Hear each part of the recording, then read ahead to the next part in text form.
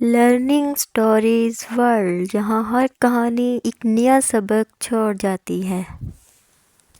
شعبان کی ایک پرسکون شام تھی۔ آسمان پر ہلکی سی ٹھنڈک تھی۔ گھر میں معمول کسی گہما گہمی، کہیں بات ہو رہی تھی کہ رمضان میں کیا کیا بنایا جائے گا، اور کہیں بچوں کے قہقہے گونج رہے تھے۔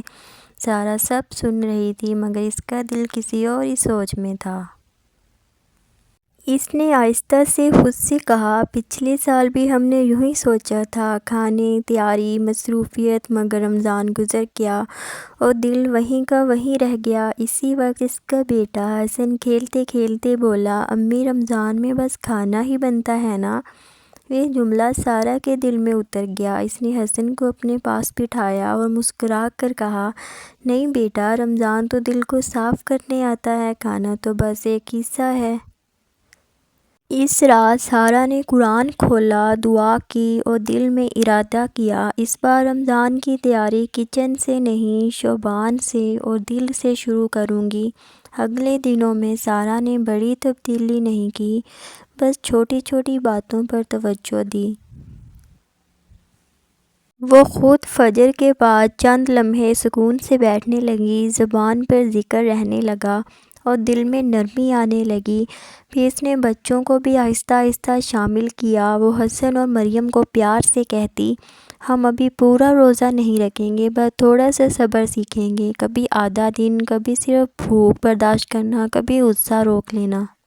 جب حسن نے پہلی بار روزہ رکھا، سارا نے اسے خاص بنا دیا۔ کوئی سختی نہیں، کوئی ڈانٹ نہیں۔ افطار کے وقت اس نے چھوٹی سی روزہ کشائی رکھی، دعائیں کی اور پیار سے کہا، ماشاءاللہ، تم نے اللہ کو خوش کر دیا۔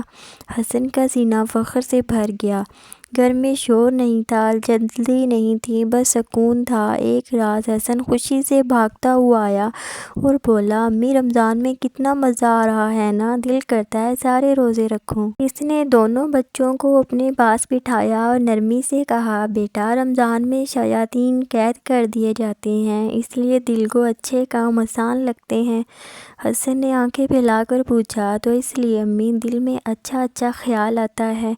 سارا نے سر ہلایا، ہاں بیٹا، اور جو ہم نے شعبان میں تھوڑی تھوڑی تیاری کی تھی نا، وہ بھی اس لیے کی تھی تاکہ رمضان ہمیں مشکل نہ لگے، بلکہ پیارا لگے اور اچھا لگے۔ دونوں بچے کچھ دیر خاموش رہے، پھر بولے، امی، اللہ ہم سے خوش ہوگا نا؟